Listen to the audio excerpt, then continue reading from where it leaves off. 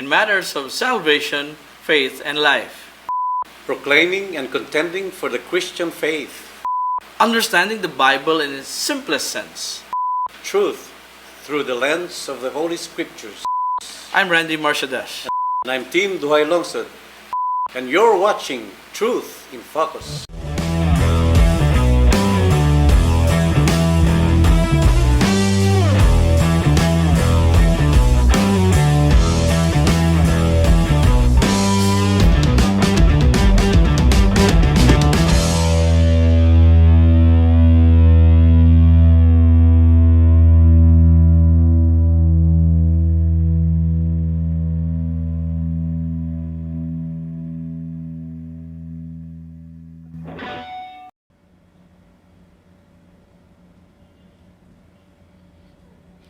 Good day.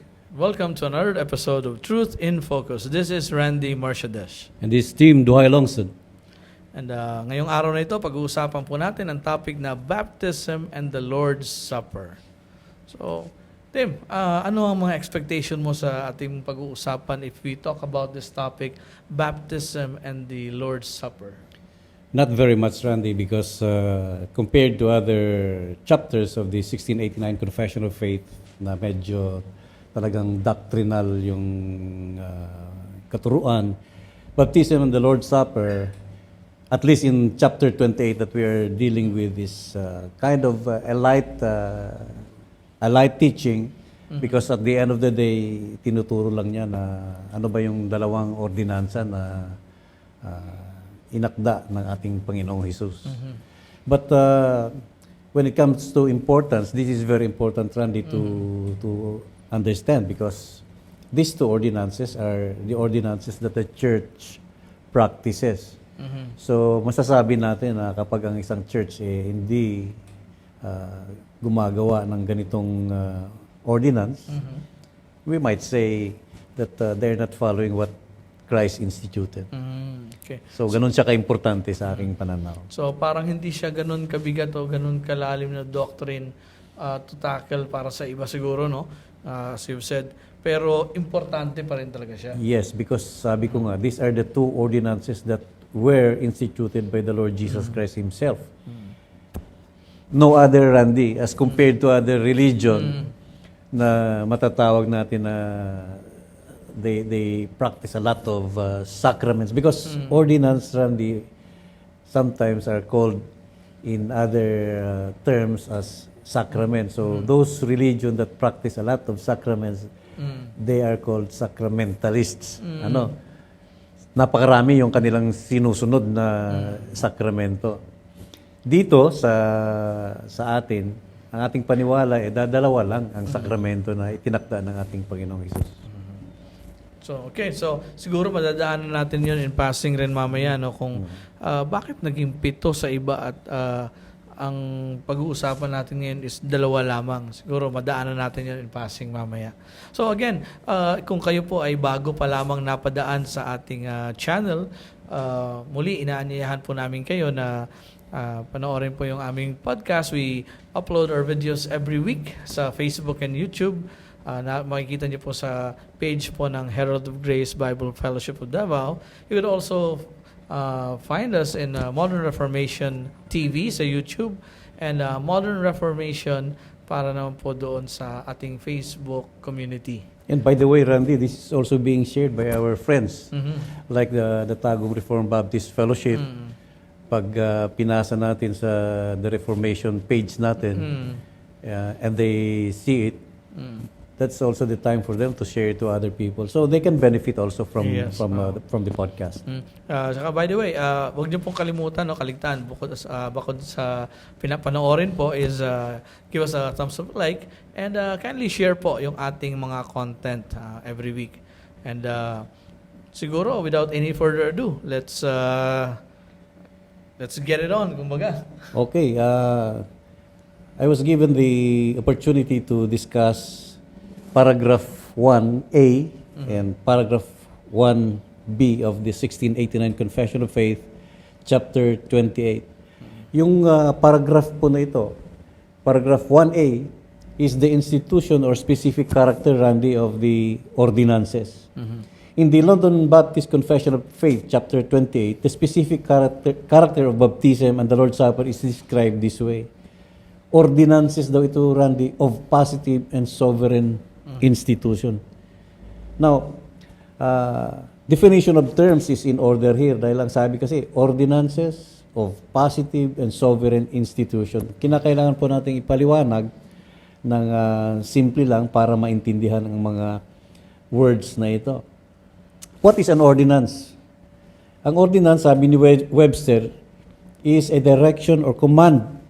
So, isang direction or command of an authoritative nature and especially a custom or practice established by usage or authority. So, pag sinabi natin ang baptism at saka Lord's Supper is an ordinance, sino ang may utos nito? Dahil isa a command, Randy. So, nakikita natin that in the Bible, baptism and the Lord's Supper are ordinances. Sabi nga natin kanina sa introduction are ordinances or sacraments that has been instituted Himself by the Lord Jesus Christ. Ano? So, ang mayakda ng dalawang ordinance ng simbahan ang ating Panginoong Hesus mismo. Now, what does the London Baptist Confession mean, Randy, when it says positive and sovereign? Again, sa mga layman, baka maligaw sila sa meaning nito. So, kailangan nating bigyan ng correct na meaning. The terms could be understood by knowing their opposites, itong positive and sovereign. Si Webster na naman defines positive as opposed to natural. So pag sinabi daw natin positive, opposed daw ito sa natural. But then again, another word was introduced, Randy, yung natural.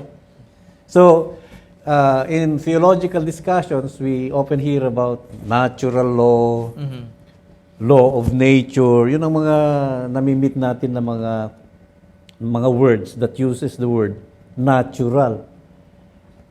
And in the Bible, may pinakita na principle regarding this principle of natural law. Maalala mo, Randy, sa Romans 2, chapter 14 to 15, yung bang passage ng scripture na sinasabi na yung mga hintil na gumagawa ng isang bagay na wala naman sa kanila yung law but they still do the law anyway because ang law pala written na sa kanilang hearts noon pa man, yun is categorized by Scripture as saying that it is a natural law. Kumbaga, likas na sa kanila na gano'n, na gumagawa sila ng isang bagay na para bang alam nila yung law. Dahil nga, nung una pa, nung nilikha sila ng ating Panginoon, nandoon na yung law na yun. That is what is being given as an example of natural law or a law of nature. It is that which law na dahil sa nature ng Diyos at nature ng tao. It is that law which must exist because God is who He is and what man has made Him to be, man. Kaya ngayon, nilikha ang tao na you were created for worship. So that is a natural law that has been, kumbaga, implanted in your heart since time immemorial nung nilikha ka ng ating Panginoon. At yun talaga ang nature din ng ating Panginoon nung nilikha ka. Dahil ang sabi ng Genesis, Randy, di ba, we were made in the image of God. So, such law must always have existed, in other words, Randy, and it is unchangeable. Pag sinabi nating positive law. Huh? So, positive law or ordinance, Randy, is something. Let me take back what I said earlier. Yun ang natural law, yung sinasabi ko na dahil sa nature ng ating Panginoon at nature ng tao. So when we come to the definition of what positive law is, or what an ordinance, positive ordinance is excuse me, it is something, Randy, in addition to what was natural to the law of nature. It is something not demanded by nature. hindi dinemand ng nature na dapat ganito. Ano? Therefore, baptism and the Lord's Supper, which are positive ordinances, Randy, were originally not part of nature. You see? Were not part of natural law. Example. Bibigay tayo ng example. Hindi existent kasi yung baptism, Randy, at saka Lord's Supper nung Old Testament at saka yung paglitaw nito ng mga ordinance. Dito lang natin nakikita kasi sa New Testament na eh. Pero by way of example ito po, si David was not obligated to be baptized. Ano? Abraham was not required to take the Lord's Supper kasi nga wala pa namang ordinance na ganoon. Existing sa Old Testament. Correct. If baptism and the Lord's Supper had been part of the law of nature, they would have always existed. But sabi nga natin kanina, they did not exist in the Old Testament. This is the reason that baptism and the Lord's Supper are positive laws dahil from the natural law, idinagdag ang positive law. Now, Randy, for additional information sa ating mga sumusubaybay sa atin, yung laws ng ating Panginoon could either be natural on the one hand, positive, or a combination Randy nitong dalawa.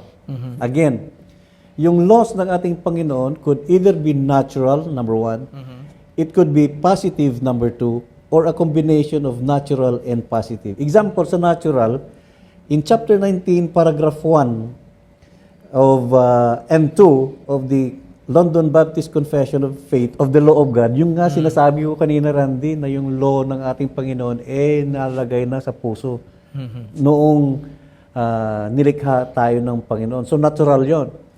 Positive naman, ito, yung tinitingnan natin. Chapter 28, paragraph 1, the Lord's Supper and baptism, matatawag po natin na batas ng Panginoon na positive. Yung combination naman, meron ba? Meron, Randy. Maalala mo, nung matapos lumikha ang ating Panginoon, in the seventh day, He rested. And He hallowed that day. So, Sabbath rest, ano? Ordinance ng nature yon. Nung una pa man.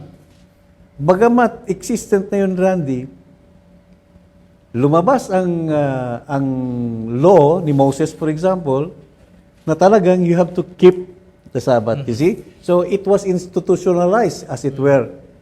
Originally, it was just part of the law of nature, but by way of an ordinance, it became a positive law.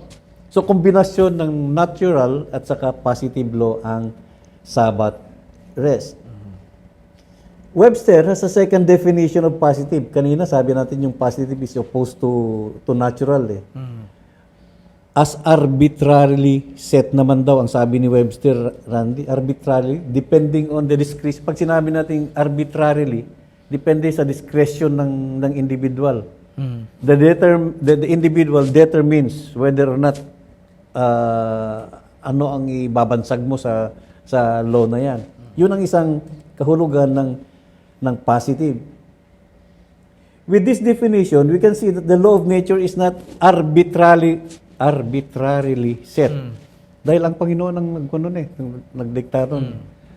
He was the author of creation, so siya ang may akda nun. The character of God and the nature of man makes such law necessary. Example, when God said, "Thou shalt not kill," He was commanding what His own character and man's identity or in the image of God demanded. Dahil ang Panginoon he respects the sanctity of life eh. Kaya binigyan niya ng law ito na thou shalt not kill. Thus it was necessary institution by the Lord God to say thou shalt not kill. But when Christ said, baptize them, di ba yun ang utos dun sa the Great Commission, Randy? Matthew 28. And do this in remembrance of me. Sabi ni Paul sa Corinthians yun, sa the Lord's Supper. Excuse me. Nothing in God's character or man's nature made that exact law and ordinance necessary. Kasi nga, sabi nga natin, ang may akda nun, ang ating Panginoon. So in a certain sense, therefore, Randy, baptism and the Lord's Supper were ordinances. These were the discretion of Jesus Christ to give to His church to practice yung pag-partake ng Lord's Supper at baptism. So, pasensya na mga kaibigan, medyo talagang namamalat ako. Waldron says that in a particular fashion, the sovereign free will of Christ the King is manifested in them, meaning doon sa dalawang ordinance. So by way of application,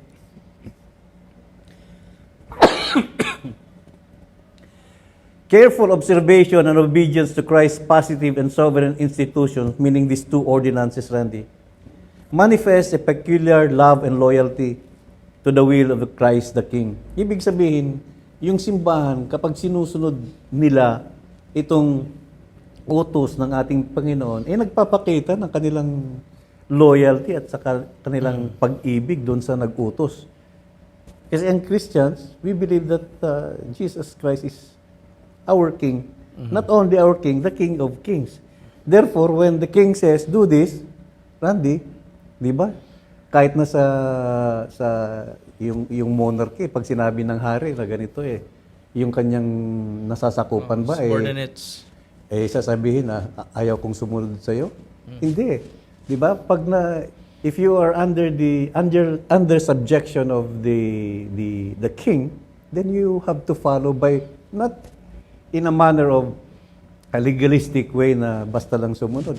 Kung hindi, ginagawa mo yun dahil din sa pag-ibig mo sa iyong hari.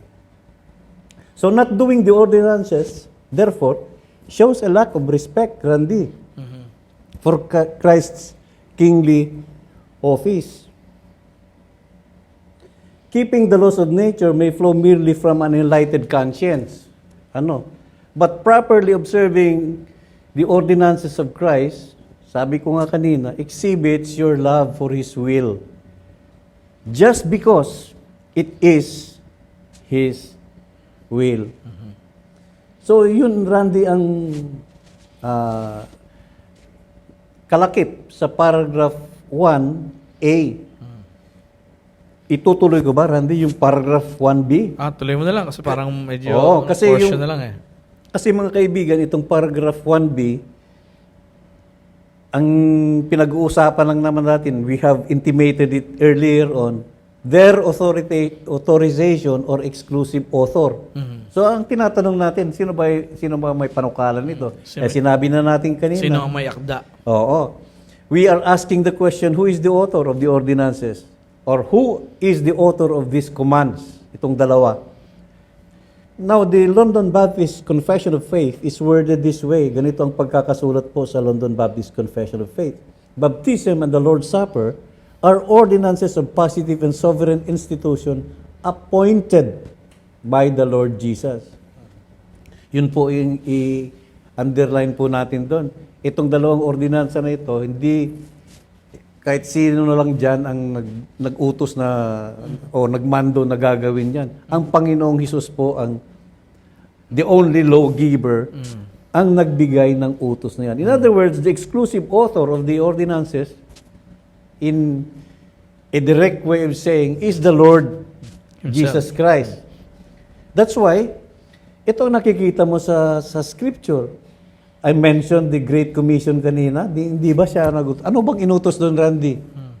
Go. And therefore make disciples of all nations. And then what will they do? Baptizing them in the name of the Father and of the Son and of the Holy Spirit, teaching them all that I have commanded you.